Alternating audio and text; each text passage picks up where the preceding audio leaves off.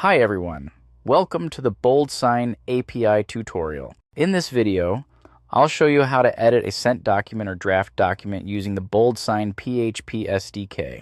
You will learn how the Edit Document API works, adding form fields, updating signer name and email, add new files to an existing document, understand edit actions, add, update, remove.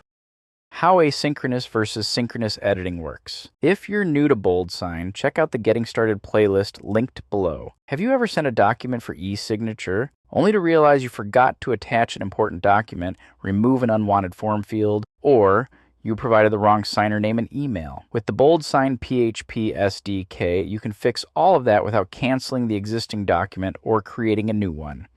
Today I'll show you exactly how to edit a draft or already sent document using the BoldSign PHP SDK. Let's get started. First, make sure you have PHP version 7.4 or higher installed. Then you can install the BoldSign PHP SDK using Composer. To do this, copy this command and add it to your project's composer.json file. Then run the Composer install command in the terminal to install the dependencies. Since I have already installed them, I'll confirm the setup by running this command. As you can see, the package is installed and ready to go. To edit a document, I navigate to the developer documentation, copy the PHP code snippet for editing a document, and paste it into a newly created file. Next, I update the code.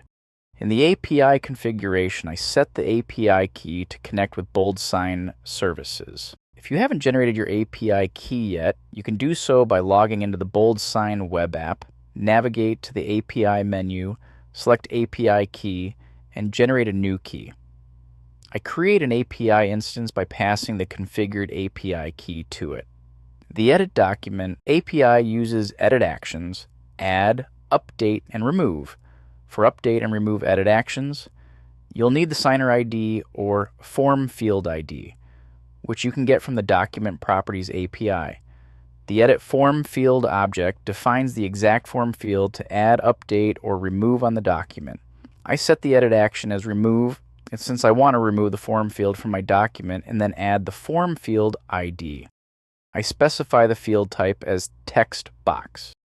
The Edit Document Signer tells the API exactly how to modify the list of signers.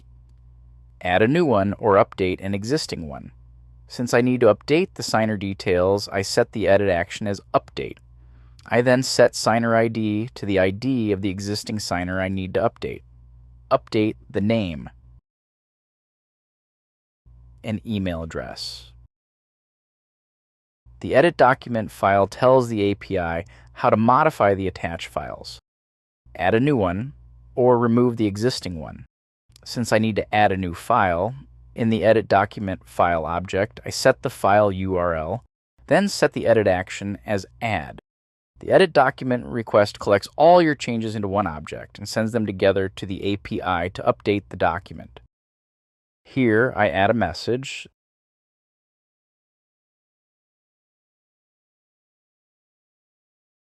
and document ID of the document I need to edit.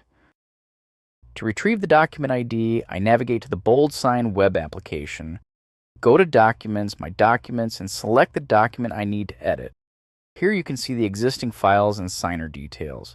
I copy the document ID and paste it into my script.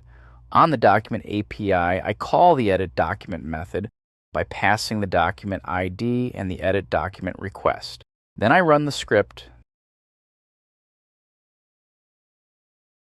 The document is successfully edited.